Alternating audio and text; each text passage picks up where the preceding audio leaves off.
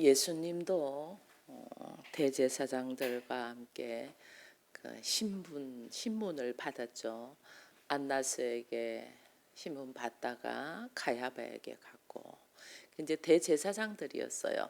그러다가 나중에는 총독 빌라도에게 갔고, 또 총독 빌라도가 헤롯에게 갔다가 또 다시 총독 빌라도에게 와서 예수님이 돌아가셨는데, 십자가에 달리기까지 예수님은 유대인들을 위하여 죽으러 이 세상의 모든 사람들을 위하여 십자가를 지시기 위하여 오셨고, 유대인으로서 있었기 때문에 이 제사장들을 통하여 예수님이 신문받고, 그 다음에 죽음의 권세를 갖고 있는 로마의 총독한테 가서 결국은 십자가에 내줌에 됨이 됩니다.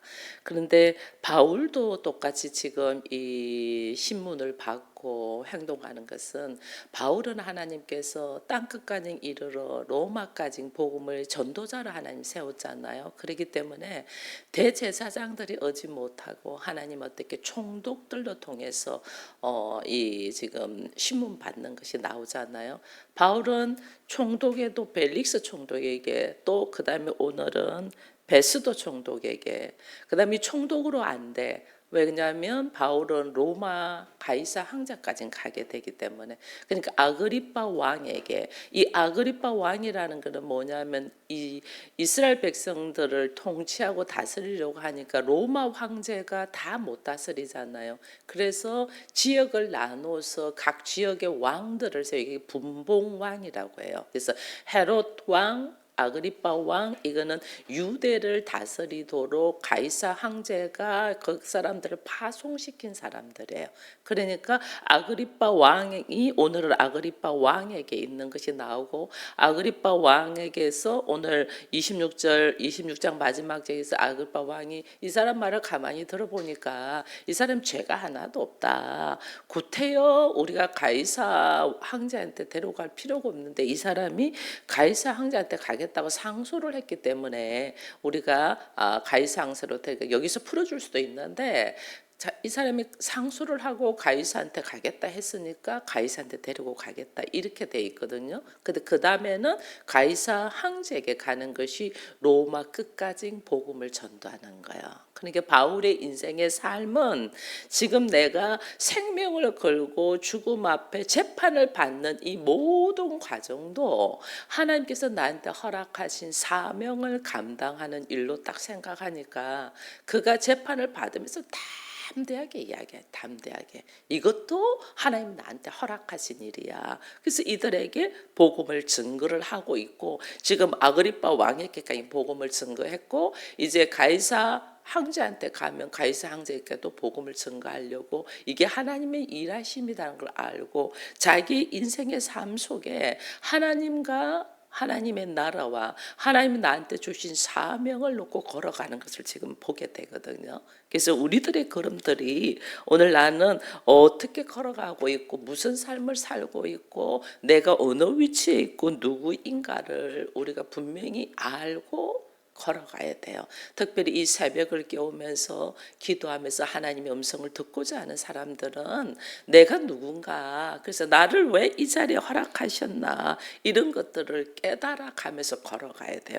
여기 오늘 보니까 25장에 베스도가 부임한 지 3일 후에 25장 1절에 이래 돼 있어요. 베릭스가 있다가 그 다음에 베스도가 이제 부임을 하는 일이 있어요. 베스도가 부임을 하는데, 이 부임한 이 모습 속에서 이 바울이 2년 동안 이 지금 감옥에 갇혀 있는 중이잖아요. 갇혀 있는 중에 지금 이제 총독이 바뀌니까 또 다시 재판을 해야 되고 또 다시 신문을 해야 되는 이런 모습들이 나와 있어요. 이게 그리스도인을, 여러분 하나님이 이 땅에 하나님의 나라를 이루기 위해서 예수를 보내주셨잖아요. 그래서 예수께서 이 땅에 하나님의 나라를 다시 원래는 하나님의 것인데, 원래는 하나님의 나라잖아요, 이 땅도. 근데 이게 이제 이 땅이 사단의 권세를 통해서 이제 타락되고 부패되었잖아요. 인간이 태어나면서부터 이 하나님의 이 형상을 깨트리고 태어나기 때문에 우리가 이게 타락되고 부패된 몸이다. 세상이 너무 악한 모습을 보면서 여러분들은 나를 봐야 돼요. 이 세상이 말세야. 세상이 왜 이렇게 악해? 하나님은 뭐 하시냐? 저런 사람들 안 잡아가고 우리가 그럴 만큼 세상이 악한 것은, 그것은 다른 모습으로 내가 세상이잖아. 그죠?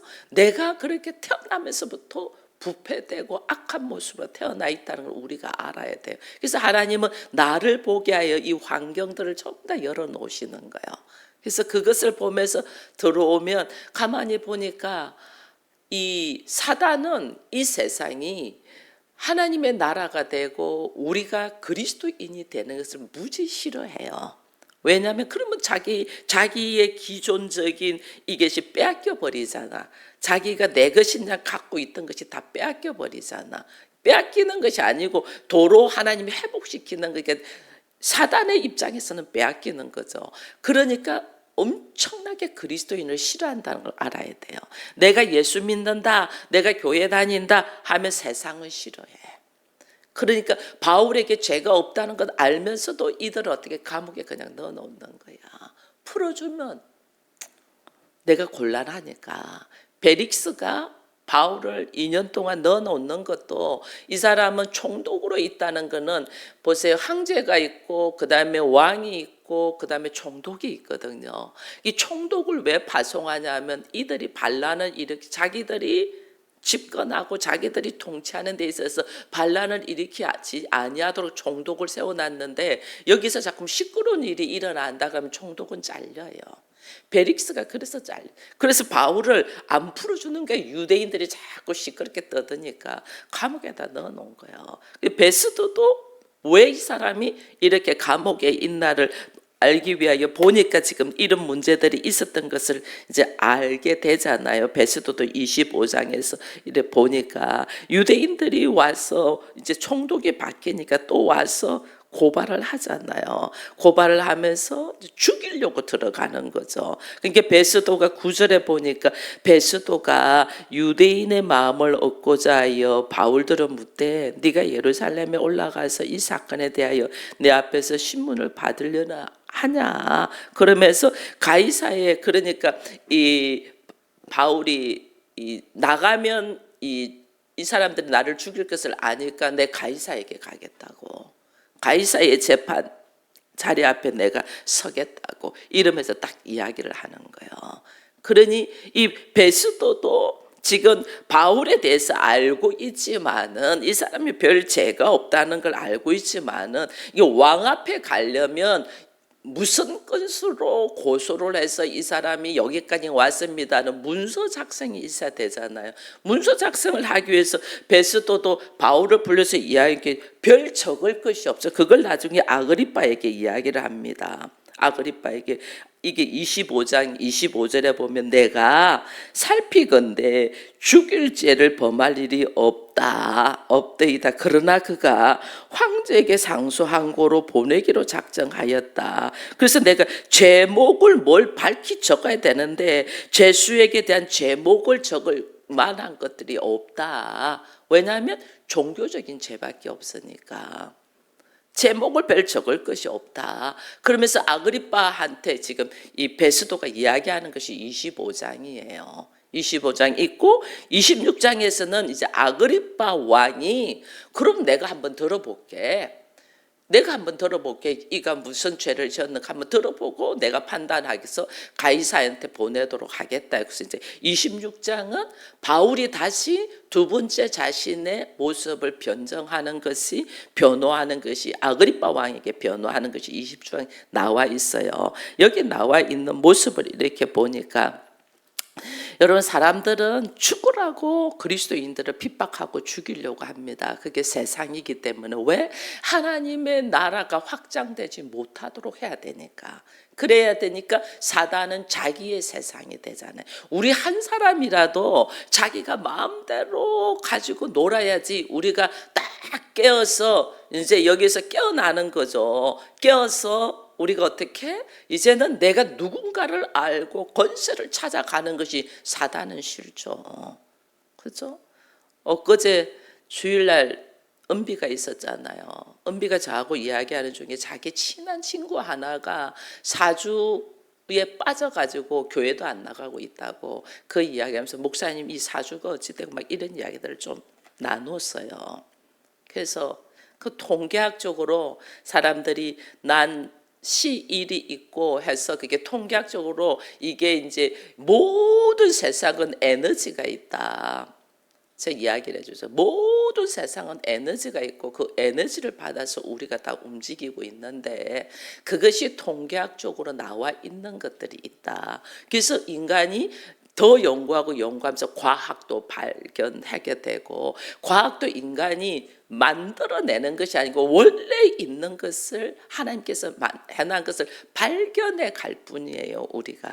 우리가 모르고 있다가 발견해 갈 뿐이거든요. 그게 과학도 있고 그런 에너지의 기운으로 우리가 사는 것도 통계학적으로 나와 있는 것이 있다. 그것이 이제 역학으로 통해서 나와 있다. 그래서 우리가 보통 사람들은 그러면 나면 뭐 난일시로 통해 가지고 사주라는 것이 있지만은 그것에 의해서 지배돼 가는 거는 우리가 태어나면서부터 죄인으로 태어나잖아요.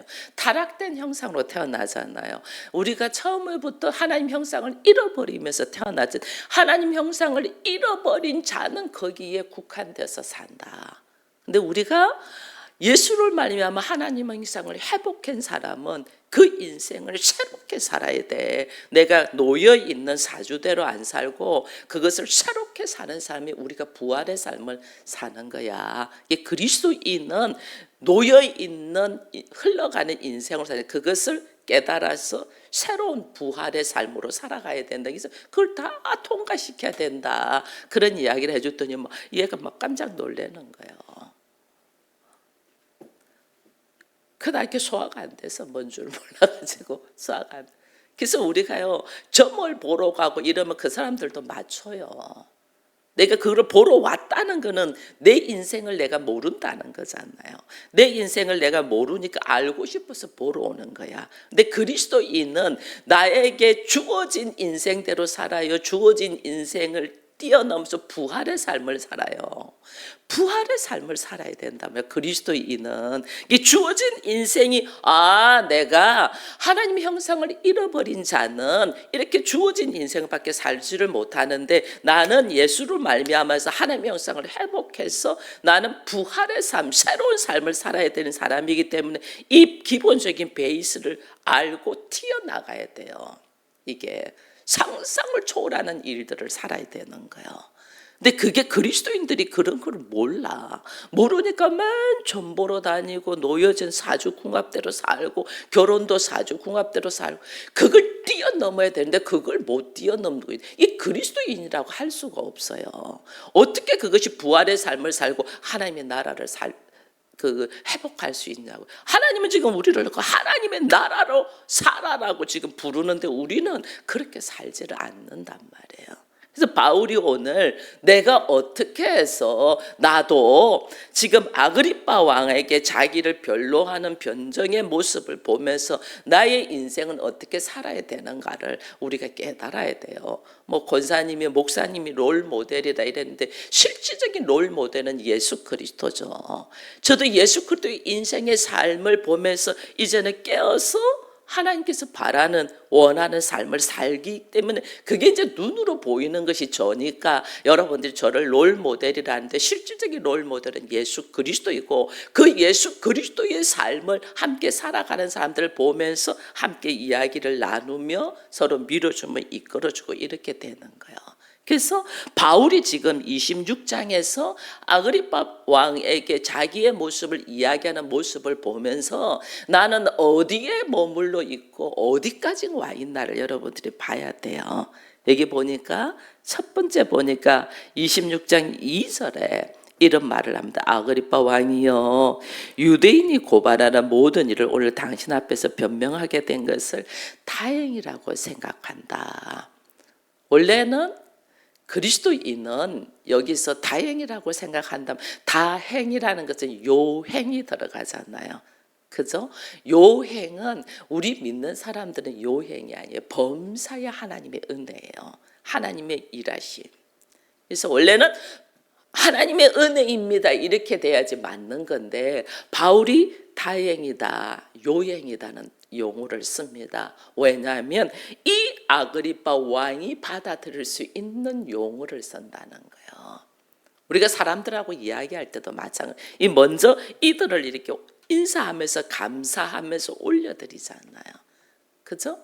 올려드리는 게 사람하고 이야기하면서 그 사람에게 설득력 있게 이야기를 하려면 먼저 그 사람을 그대로 인정하고 그 사람의 입장에서 이야기를 하면서 들어가야 돼요. 이 가족들에게 또 우리가 복음을 전가하는데 좀 들어봐, 제발 좀 들어봐, 이게 아니에요. 그 사람 입장에서 그 사람이 소화될 수 있는 모습으로 그 사람이 들을 수 있도록 그 사람에게 이 귀가 열릴 수 있도록 그 사람의 수준에 맞는 용어와 단어를 쓰면서 감사하다. 오늘 내가 당신과 함께 앉아서 이런 이야기를 할 수 있는 것이 너무 좋다. 역시 당신은 내 남편이야. 역시 당신은 내 아내야. 역시 당신은 너는 나의 사랑하는 아들이야. 그러면서 그가 받아들일 수 있는 준비가 되도록 먼저 우리가 이야기하는 거지. 그렇게 감사를 하는 게 당신과 함께 산다는 것 자체가 감사다. 왜냐면요, 그 사람하고 안 살았으면 우리가 하나님 못 깨달아요. 너무너무 나의 거울이에요. 상대가 도무지 깨닫지를 못해요. 당신과 함께 살 수 있음에 감사다. 당신을 보니 나랑 참 비슷한 면이 많이 있고 닮은 면이 있고 그래서 너무 좋아. 봐보세요, 여러분. 다른 사람이 이 사람하고 살아라면 못 살아요. 여러분, 우리 나무로 장로님하고 살 수 있겠어요? 저니까 살아요. 왜? 닮은 구석들이 있으니까 좋은 거야. 닮은 구석들이. 그렇다니까요. 우리 고목사 전미나 사모니까 살아요. 고목사도 마찬가지예요. 나하고 산다면서 저 양반 살겠어요? 못 살아요. 둘이가 닮은 구석이 있는 거야. 너무 다른데 닮은 구석. 그래서 편하고 좋은 거야. 그래요. 여러분들 결혼하신 분들 그렇잖아요. 닮은 구석들이 있으니까 너무 좋은 거야. 근데 살면서 너무 다른 걸 발견하면서 힘든 거죠.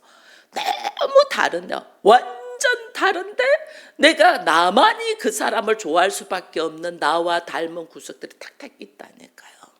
그래서 우리가 이야기를 할 때 이렇게 해야 돼요. 감사하다. 다행이다. 당신하고 살게 됨이 참 감사하다. 이런 말을 해줄 수가 있어야 돼요. 그러면서 그 다음에 뭔 이야기하면 내가 예수 알기 전에 나의 모습이 어땠는가를 이야기하는 거예요. 예수님 만나기 전에 내 모습이 어땠나?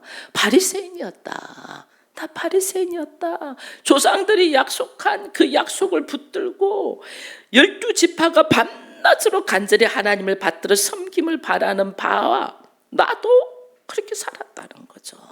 나도 열심으로 살았다. 심지어 어느 정도로 열심히, 지금 이 유대인들이 나를 죽이려고 고소하고 고발하는 건 나 다 이해한다. 왜냐? 나도 똑같이 그렇게 했다. 그게 지금 10절이잖아요. 예루살렘에서 이런 일을 행하여 대제사장들에게 권한을 받아가지고 많은 성도들 오게 가두고 죽일 때에 내가 찬성 투표를 하고 막 심히 격분하여 외국성까지 가서 박해하고 이 사람들 지금 똑같잖아요. 이 대제사장 아나리아가 지금 자기를 죽이려고 변호사 데리고 와가지고 막 이렇게 하는 것이 딱 자기 모습이잖아요. 이 사람들 다 이해한다. 왜? 나도 그들과 같이 열심히 특심인 바리새인이었고 하나님의 사람이었다. 그래서 나도 그랬다. 예수를 만나기 전에 자신의 모습을, 지금 나를 핍박하고 야단을 치는 사람이 꼭 내 모습이라니까요. 예수 바로 알기 전에 자기 고집 안에 자기 생각 안에 딱 들어서 누구 말도 듣지 않았던 나. 지금 그러잖아요. 지금 가족들이 나를 막 박해하고 밀어내고 막 무슨 말도 듣지 않고 막 자기 마음대로 행동하니, 근데 내가 그랬다니까. 예수 알기 전에 내가 누구 말도 듣지도 않았어. 뭐 자기 생각대로 그냥 막 밀고 나갔어. 우리가 그랬다니까. 나 예수 알기 전에 나도 그게 옳은 줄 알고 내가 그래 살았다. 근데 내가 어느 날 예수님을 어떻게 만났는가를 분명한 자기 인생의 터닝 포인트가 딱 있잖아요. 자기 인생의 터닝 포인트. 밝은 해, 밝은 빛. 이게 대한 이야기를 지난번에도 했는데 이제는 왕한테 하잖아요. 전에는 총독 앞에 했고 지금 왕 앞에 그대로예요. 예수가 네가 어떻게 나를 박해하느냐? 누구냐? 네가 박해하는 나사렛 예수다. 예수 만난 이 상황이 누가 말해도 자기한테 딱 있어야 되는 거예요. 그냥 내가 구원받은 것 같아요. 내가 어떻게 해서 이게 아니에요. 분명하게 성령의 역사로 예수님과 인격적인 만남이 있었던 상황이 나한테 딱 있어야지 우리가 요동하지 않아요. 그래야만이.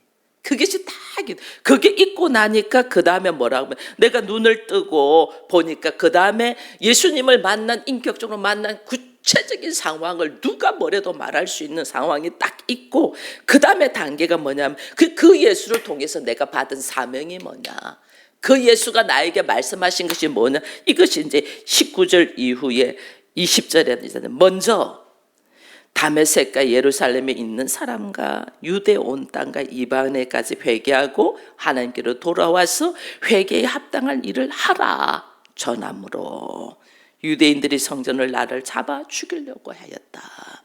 내가 받은 사명이 뭐냐? 예루살렘과 온 유다와 사마리아와 땅끝까지 복음의 증인, 예수가 그리스도라는 것을, 예수가 부활하셨다는 것을, 이것을 증거하는 증인으로 나를 세웠다. 그래서 늘 만나는 곳마다 예수가 그리스도이다. 너희가 그렇게 바라고 찾던 메시아가 누구? 나사렛 예수인데 우리가 알지 못하고 죽였고 그 예수가 그리스도더라. 그래서 어떻게 나의 삶의 행동을 회개하고 하나님께로 죽이려고 하는 게 아니고 회개하고 돌아오라는 거잖아요. 그죠? 그러니 우리들의 인생 속에서도 우리가, 이건 이제 이스라엘 백성들에게는 이렇게 이야기를, 예수가 그리스도라는 이야기를 이런 식으로 할 수가 있어요. 그럼 우리는 어떻게 있는? 우리는 뭐가 최고인 줄 알고 살고 있어요. 우리들의 삶은 돈이 최고인 줄 알고 살고 있고, 우리들의 삶은 명예가 최고인 줄 알고 살고 있고, 우리들의 삶은 권력을 가지려고 하고 살고 있잖아요.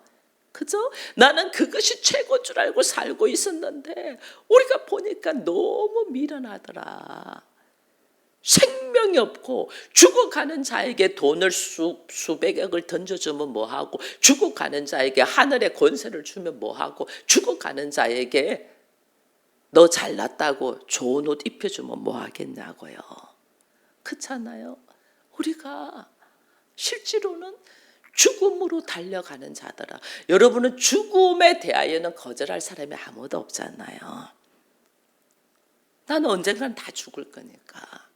근데 우리가 그 죽음에서 노임 받을 수 있도록 하나님의 일하심이 있다. 그게 뭘 통해서? 예수 그리스도를 통하여. 왜 불안하냐? 나의 노후가 불안해서. 왜 불안하냐? 사람들한테 인정받지 못하고. 왜 불안하냐? 사람들 왜 불안하냐는 거예요. 그게 참이 아니다는 이야기를 해줘야 돼요. 그게 참. 왜 오늘 두렵고 불안하냐? 근데 너의 불안과 너의 두려움이 진실이 아니에요. 이건 허상이에요, 허상. 근데 우리는 허상 때문에 불안하고 이러고 살아요. 그게 아니더라는 거예요. 참이 뭔가를 이야기해 줘야 되는 거예요. 그게 예수다. 그 예수가 그리스도이다. 그 예수가 진리이다. 그 예수가 하나님이다. 이 이야기를 해줘야 돼요. 그 말을 해주라고 오늘 내가 예수를 인격적으로 만나는 거예요. 바울은 이 이야기를 하는 거예요. 나에게 하나님이 사명을 주셨어. 예루살렘과 온 유다와 땅끝까지 내 증인이 되라고 사명을 주셨어. 그래서 내가 오늘 왜 이 감옥에서 안 나가고 버티고 있냐는 거예요. 지금 그 다음 단계를 이야기. 사명이 분명히 있어. 그 사명이 있다 보니까 오늘날 너 왜 가이사 황제한테 상소를 했어? 너 그냥 내가 풀어줄 수도 있는데 지금 이거잖아요. 근데 바울은 뭐예요? 땅끝까지 나에게 하라는 사명을 감당하는 거잖아요. 그죠? 그러니까 뭘 말하냐? 내가 왜 이 감옥에 2년 동안 그냥 뭐 아무 죄도 없는 갇혀 있는데도 즐거움으로 있고, 왜 내가 또 가이사에게까지 복음을 간다고 상소를 하고, 우리 같으면 이제 풀어주고 자유 뭐 근데 상소 취하하게 하고 이렇게 할 수 있잖아요. 그죠? 근데 바울은 그러지 않는 거예요. 왜? 내가 뭐 해야 되니까 땅끝까지 복음을 증거해야 되니까. 지금 내가 감옥에 있는 것조차도, 내가 상소를 가이사에게 올리는 것조차도 뭐 하냐? 나에게 주어진 사명을 감당되고 걸어가기 위하여. 이게 즐거운 거예요. 그래서 오늘 우리들의 삶의 모습을 한번 봐보세요. 나는 예수를 만난, 확실한 인격적으로 만난 사건이 나한테 각인돼 있냐는 거예요. 그게 있어야 되고, 그게 있고 그러고 나면 주께서 나에게 어떻게 살아라고 하는 메시지가 있잖아요. 하나님께서 바울은 땅끝까지 복음을 증거하고 이방인들을 회개시켜서 하나님께로 돌아오게 하려고 회개에 합당한 열매를 맺게 하는 것을 전하기 위한다. 이게 딱 있잖아요. 나는 하나님께 무슨 사명을 받았냐는 거예요. 여러분들은 지금 가정 목회자로서의 가정의 구원 사명 딱 받았잖아요. 가정의 구원의 사명을 딱 받았으면, 받은 것이 바울은 지금 이것이 감옥에 들어가서 죄인의 모습에 있을지라도 그것을 바꾸지 않잖아요. 그 일을 감당하기 위하여. 우리도 한 영혼, 내 가족들을 구원시키기 위하여 하나님께서 주신 사명을 감당하기 위해서, 이것이 아무리 지옥과 같이 힘든 상황이라도 주께서 나와 함께 하심에 하나님의 뜻이 나를 통하여 이루어지기를 바란다 라고 우리가 걸어갈 수 있어야 되는 거예요. 그걸 걸어가지 못하니까 이 상황이 지옥까지 힘드니까 막 도망가고 싶고 늘 거기서 탈피하고 싶어.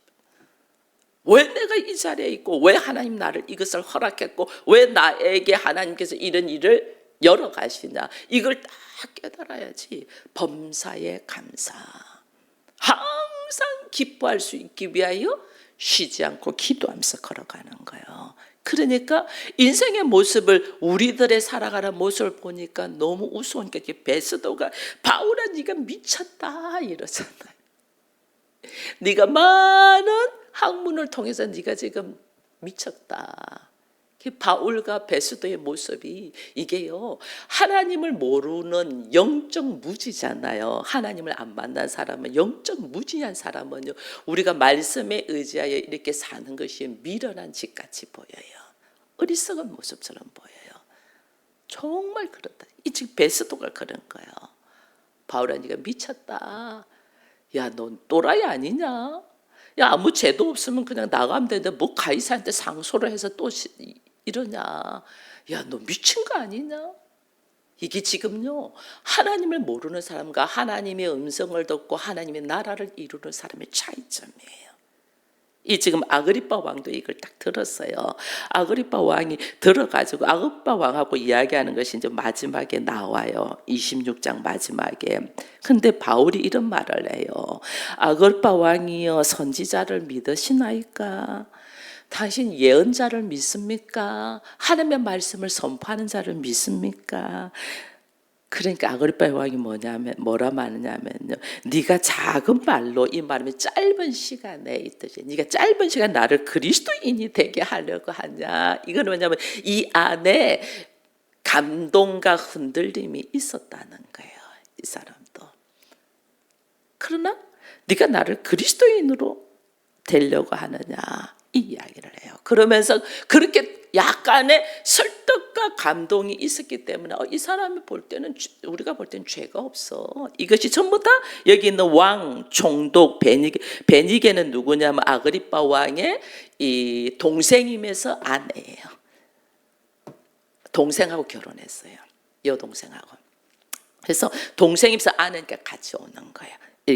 이 사람들이 다 이 사람이 어떤 뭐 결박할 이유를 우리가 못 찾았어. 죄가 없어 이 말이에요. 죄가 없는데도 바울은 어떻게 해요? 가이사에게 걸어가는 길을 택합니다. 여러분, 우리는 요행이나 다행을 생각하지 말고 하나님이 나를 통하여 하라고 하신 사명, 그리스도인의 사명이 뭘까? 이거 생각하면서 우리가 걸어가야 돼요.